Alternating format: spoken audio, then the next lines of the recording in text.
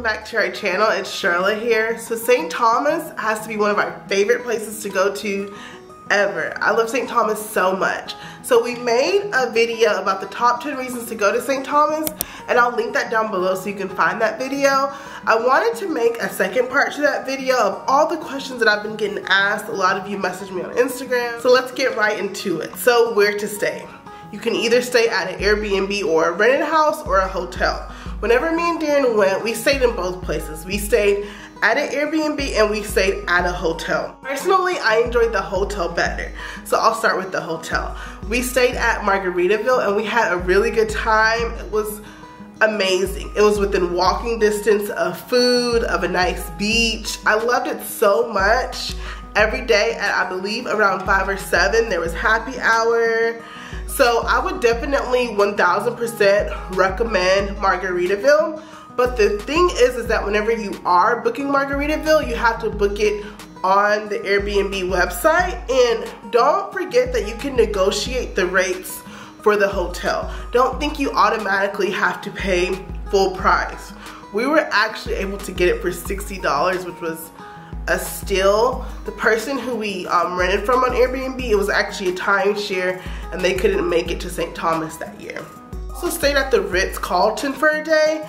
While it was super nice, I don't know if I could recommend it because it was just so expensive, and I think that we had a better time at Margaritaville with it being not that much money. As far as the Airbnb, we had a great time staying at the Airbnb that we stayed at. The guy whose house we were renting, he was actually really nice. He lived right next to the house that we were renting, so he showed us around. He even took us like out. He was a really nice guy, but you can't always know if you're gonna have someone who, you know, is able to take you around. So I would definitely recommend that you rent a car and then also get food to where you can either cook at your Airbnb or maybe think about setting up a chef that can come and, you know, cook a couple of meals for you. I think that would also be nice, and you can get a taste of the local Caribbean food. So beaches. One thing that I absolutely love about St. Thomas is that the beaches are so amazing. I'm telling you that you might not even realize that you're still in the United States because the beaches are just that magnificent. I haven't mentioned it in this video, but don't forget that when traveling to St. Thomas, you do not need a passport. You can travel there with your local state ID. The pros that I think is that the beaches are just so magnificent, so clear water, and you don't even have to have a passport. Coki Beach honestly was so amazing. So Coki Beach is located right next to Margaritaville. You actually walk from Margaritaville right across the street to Coki Beach. It takes you maybe 2 to 3 minutes. It's amazing because you don't have to have a car. You can go there every single day. And one of the things that I really like about Coki Beach is that they sell really good Caribbean food. They have amazing drinks. They have lounge chairs. It's honestly a beautiful beach. It's a great atmosphere, and the ocean life, there are so many fish, shrimp, little sea turtles. I mean, everything you can think of you can find right there on Coki Beach because there is an observatory right next to it. So you don't even have to pay the money to go to that observatory. You can just go to Coki Beach and go further to the right side, and you're gonna be able to see all that sea life. It's just so amazing. I mean, they even are people there that's selling fish food to where you can take it underwater, as you see in this clip, and you can feed the fish. Honestly, such an amazing experience, and really Coki Beach fought hard for the #1 spot. But in the #1 spot for the beaches, I would have to say would be Magens Bay. Oh my gosh. So I'm not the most advanced swimmer, and in Magens Bay, Darren actually taught me how to swim really well because the beach is so calm. You can float. You don't have to worry about like rough waves or rocks. It is honestly the most ideal beach for a relaxing day. The beach water itself, it's just so amazing. Like, I fell in love with that beach. It was the first beach that we went to in St. Thomas, and I like fell in love. Fun fact, it's actually in the shape of a heart. But yes, Megan's Bay, I would say that when you're in St. Thomas, you have to stop at Megan's Bay. It is so amazing. So amazing. Okay, on to food. So for food, simple and easy, I would say make sure that you eat at a local spot. The Coal Pot has to be my favorite local spot there. There's constantly new local spots, so just ask someone that lives there, hey, what's the best restaurant I should go to for some Caribbean food?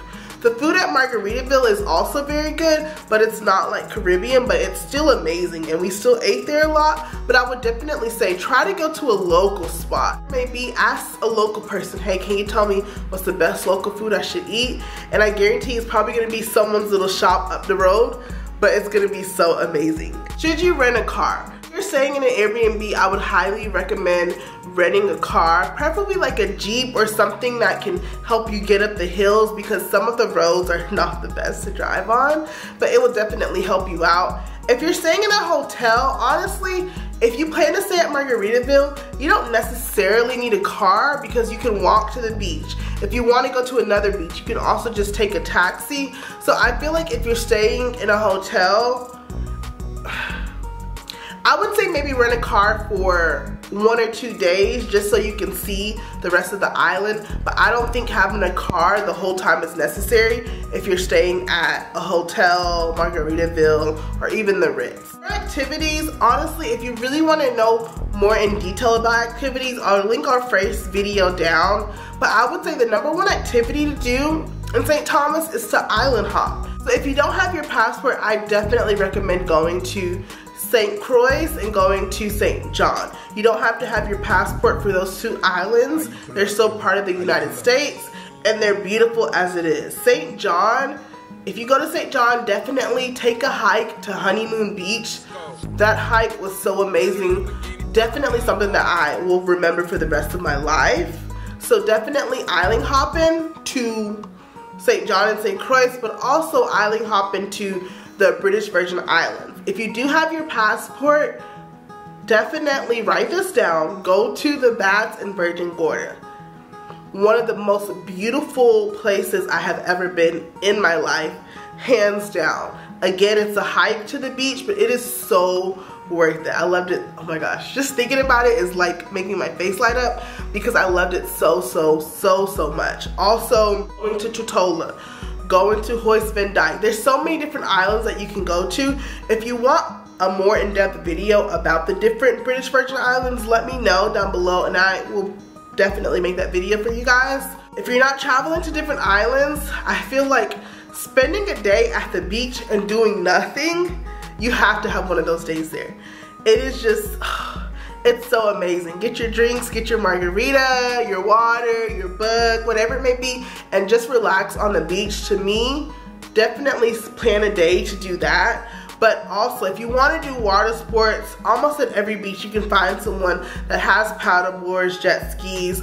All those things are still available. Also nightlife. The nightlife is still going on. Spots change up a lot. So ask a local, hey, where should we go for this? Where should we go for that? And the last thing would be money. So I feel like St. Thomas is probably right in the middle. It's not the cheapest island I've been to, but it's definitely not as expensive as going to the Bahamas or something. So I feel like price-wise, if you can save on your hotel stay and negotiate that price, then I feel like your eating and all that really won't be that much. I feel like you could have an amazing trip to St. Thomas and not break the bank. Please let me know. I didn't want this video to be really long, so I didn't go into great detail. But if there's anything that you want me to go into more detail on, please let me know. I'll be more than happy to. St. Thomas has to be, again, one of my favorite places to go, and whether you're going as a couple, by yourself, as a family, I guarantee you will not be disappointed